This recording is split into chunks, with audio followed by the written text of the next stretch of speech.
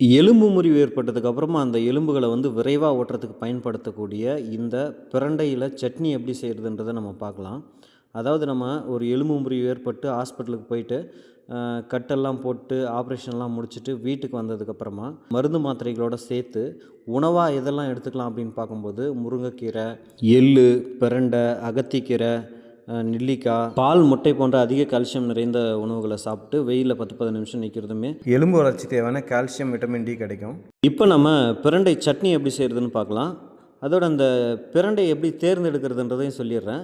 ரொம்ப இளம் கொழுந்தாக தான் நம்ம எடுக்கணும். ஏன்னு பார்த்தீங்கன்னா முத்தனத்தில் வந்து நார் ரொம்ப இருக்கும், நாக்கு நம்மன்னு ஆகும். கொழுந்துகளை மட்டும் நம்ம பறித்து எடுத்துக்கலாம். ஸோ இளம் கொழுந்துகளை வந்து நம்ம கட் பண்ணி சின்ன சின்ன பீசஸாக வச்சுட்டு கடலப்பருப்பு, உளுத்தம்பருப்பு, மிளகா, கருவேப்பிலை, நறுக்கின வெங்காயம், அதே போல் கொஞ்சம் தேங்காய், அப்புறம் வந்து பூண்டு, தக்காளி இதையெல்லாம் வந்து போட்டுட்டு நம்ம எல்லாத்தையுமே வந்து பார்த்திங்கன்னா வதக்கி எடுத்துக்கணும்.